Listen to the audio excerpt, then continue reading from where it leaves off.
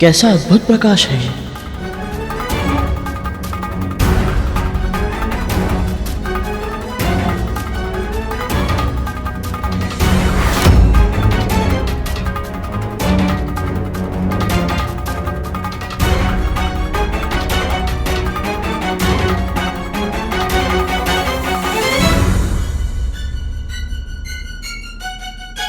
ये ऋषि आकार में इतने छोटे हैं, पर इनका तेज इतना अधिक है कि समस्त संसार में प्रकाश फैला रहा है।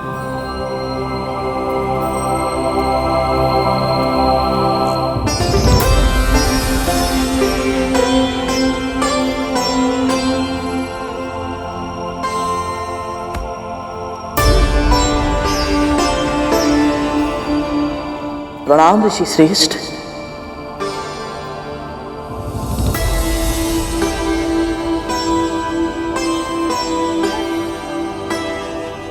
पक्षीराज, आप हमें ऋषि श्रेष्ठ कहकर क्यों पुकार रहे हैं? हम तो आकार में बहुत छोटे हैं।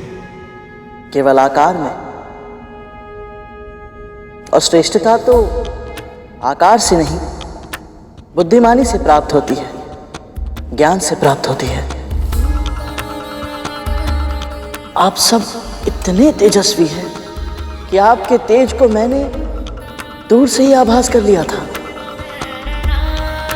आपकी आभा इतनी पवित्र, इतनी दुर्लभ है कि मेरे मन में कोई संदेह नहीं। आप सब निश्चित रूप से महान हैं। मेरा प्रणाम स्वीकार करें। बहुत कम प्राणी हैं जो हमारे तेज का आभास करने में सक्षम है। यह तो तुम्हारे उत्तम पालन पोषण और संस्कारी व्यक्तित्व का प्रमाण है।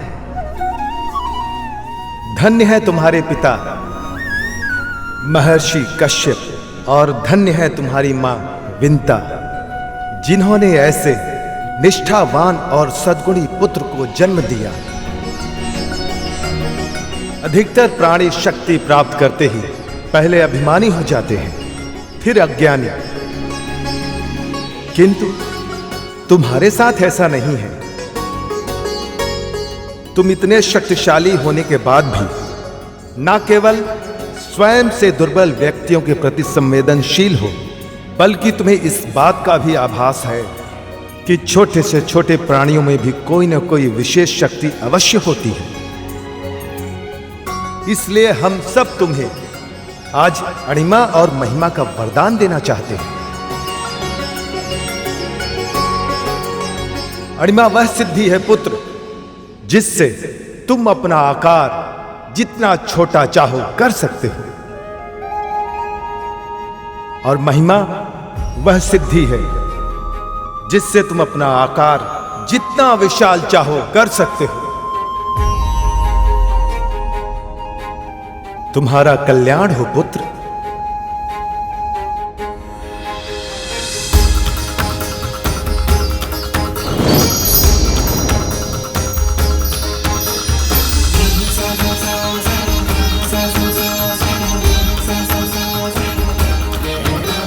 मैं धन्य हुआ ऋषि श्रेष्ठ।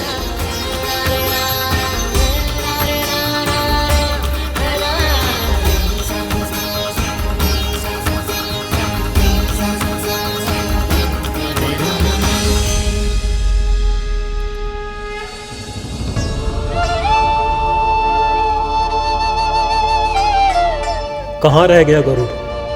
अभी तक तो उसे आ जाना चाहिए था।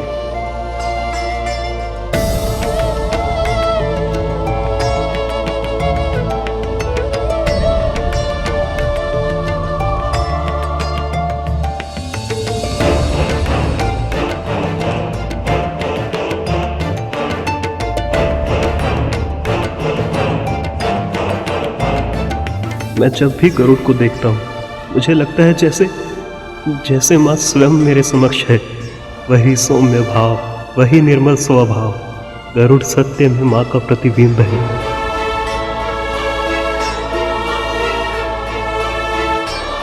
भैया,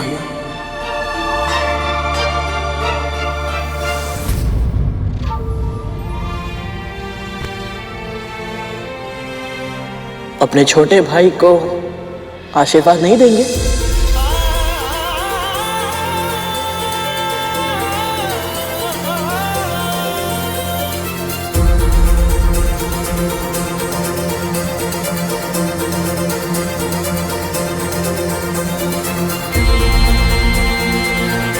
माँ भी बिल्कुल ऐसे ही तुम्हारे शीश पर हाथ फेरती होगी, तुम्हें आशीर्वाद देती होगी बिल्कुल इसी तरह।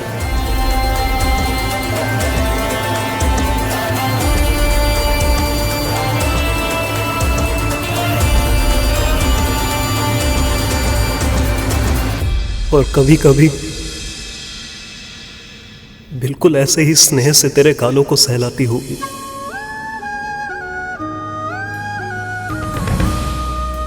तुझे अपने हाथों से स्नान कराती होगी। जब तुम्हें भूख लगती होगी तो अपने हाथ का बना स्वादिष्ट भोजन तुझे अपने हाथों से खिलाती होगी।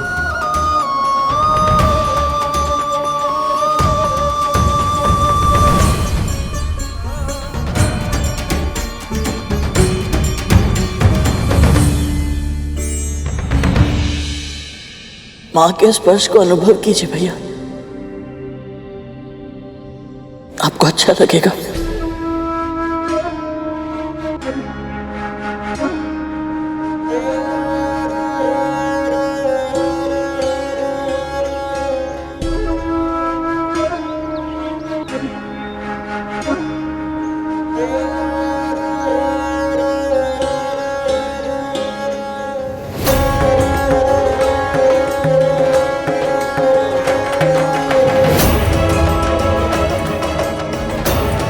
जिस प्रकार मैं अपनी विवशता का दास बन गया, उसी प्रकार आप भी अपनी बहन की दासी बनकर रहेंगी। ये श्राप है मेरा।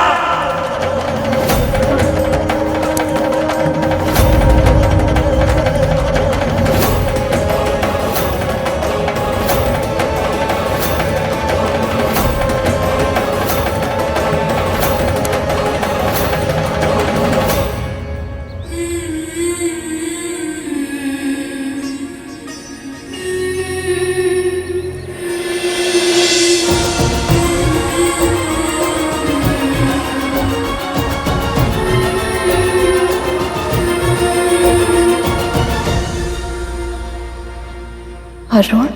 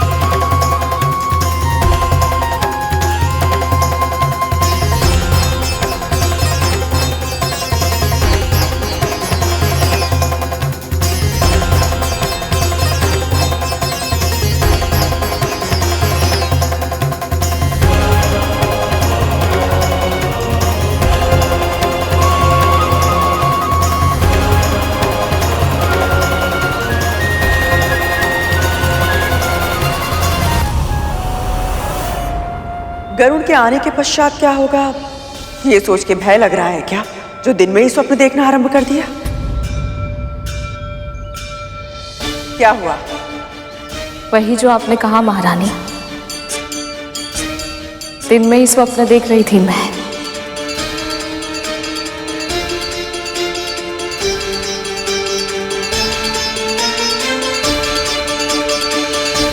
एक बार मेरे पुत्र मेरे पास वापस आ जाए, फिर इन मौत पुत्र के सारे स्वप्न बिखेर दूंगी मैं।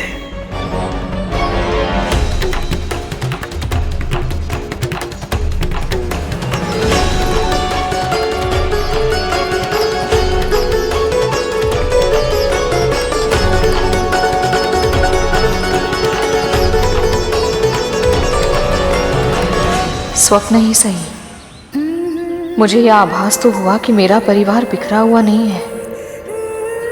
दोनों भाइयों ने एक दूसरे के साथ समय भले ही ना बिताया हो, पर फिर भी इनके मध्य प्रेम की एक अदृश्य डोर है, जिसे ना समय तोड़ पाया है ना दूरी।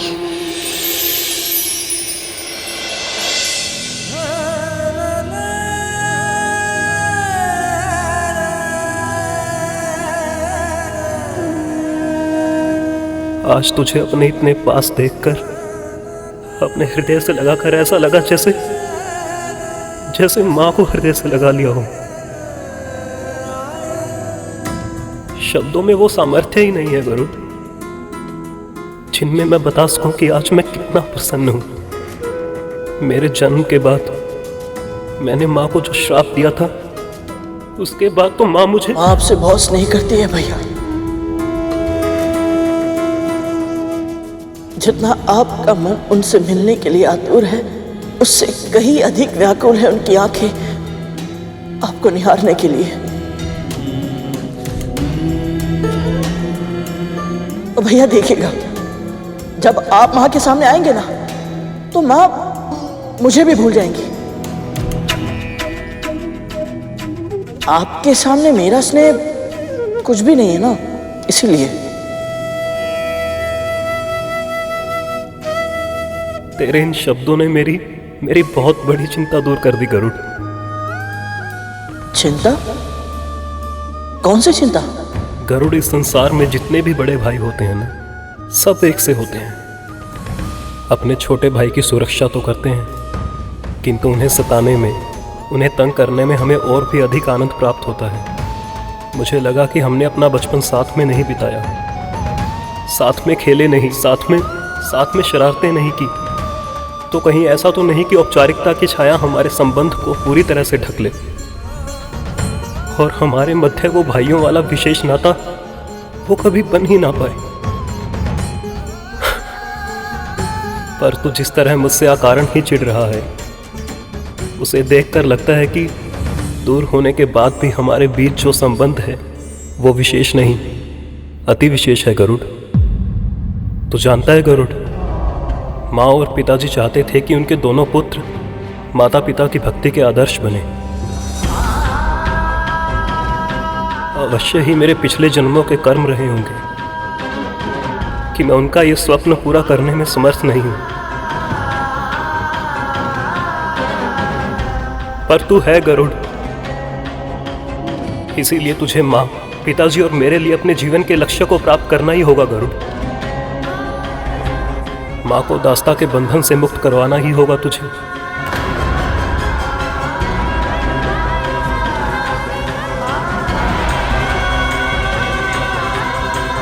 मैं आपको वचन देता हूँ भैया, मैं माँ को दास्ता से मुक्त अवश्य कराऊंगा। वचन देता हूँ मैं।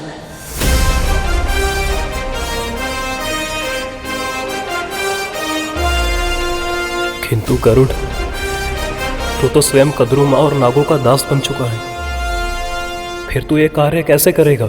मैं नहीं जानता भैया, हाँ तो इतना जानता हूं कि कोई ना कोई मार्ग अवश्य ढूंढ निकालूंगा मैं। बस किसी तरह बड़ी माँ प्रसन्न हो जाए तो हो सकता है उनका मन भी बदल जाए। इसीलिए तो मैं यहां तक आया हूं, ताकि उनकी इच्छा पूरी हो पाए। तब तो मुझे तेरा समय बिल्कुल भी व्यर्थ नहीं करना चाहिए। जा, शीघ्र जा और सूर्य देव से भेंट कर। जी भैया, परंतु उसके पहले मुझे आपसे एक भेंट चाहिए।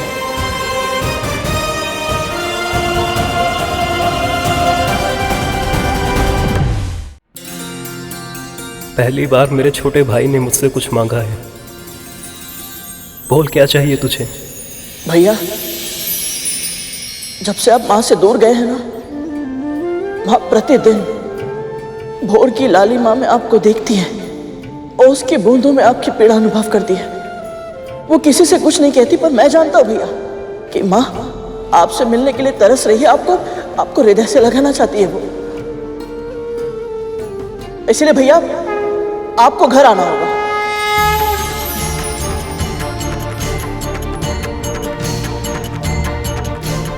घर? भैया मैं कुछ नहीं सुनूंगा, आप मुझे वचन दीजिए कि आप घर आएंगे।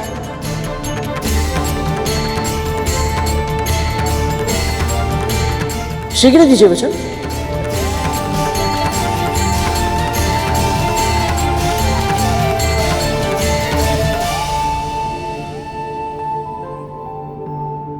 मां ये सुनेंगी तो कितनी प्रसन्न होंगी। हम आपकी प्रतीक्षा करेंगे भैया। आज्ञा दीजिए।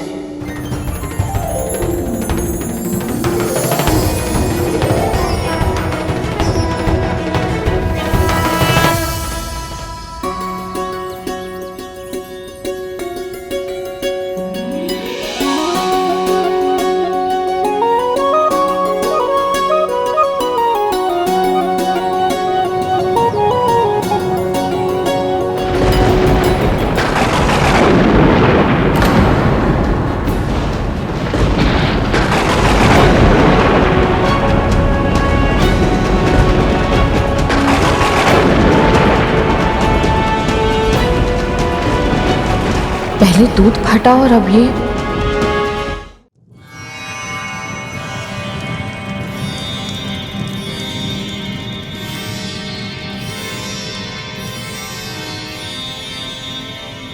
प्रणाम सूर्यदेव। यशस्वी भव। मैं तुमसे बहुत प्रसन्न हूं पक्षीराज। बताओ क्या इच्छा है तुम्हारी? अपनी बड़ी माँ की इच्छा पूरी करना, उन्हें प्रसन्न करना ही मेरी वास्तविक इच्छा है सूर्यदेव। इसीलिए तो मैं यहाँ आया हूँ उनके लिए सूर्य पुष्प लेने। सूर्य पुष्प तो एक माध्यम है गरुड़। क्या तुम जानते हो तुम्हें यहाँ क्यों भेजा है कद्रु ने? संभव है वो मेरी परीक्षा ले रही हूँ। मैं अभी अभी उनका दास बना हूँ, तो हो सकता है वो मुझे जांच रही हूँ कि मैं उनके आदेश का पालन करते हुए अपने प्राणों को संकट में डालूंगा या नहीं। पर तुम जिस इच्छा से यहाँ तक आए हो वो मैं पूरी नहीं कर सकता गरुड़। मैं तुम्हें सूर्य पुष्प नहीं दे सकता।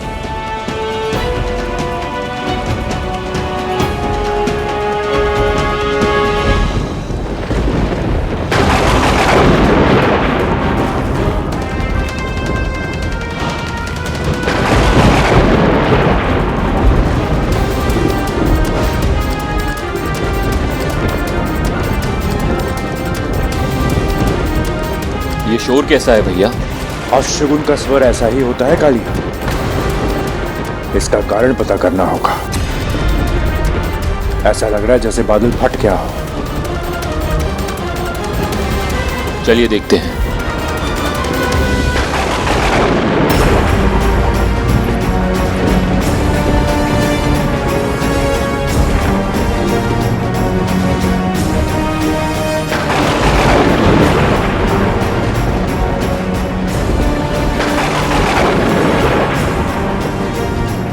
क्या हुआ दासी माँ?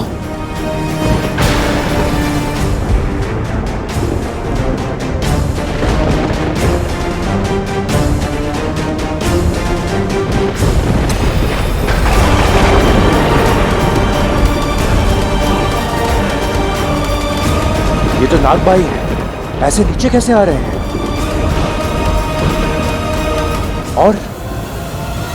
और गरुड़ कहाँ है? भैया मुझे लगता है कि सूर्य लोक के निकट पहुंचते ही तापमान बढ़ने लगा होगा और हमारे भाइयों ने निश्चय किया होगा कि वापस पृथ्वी लौट जाएं।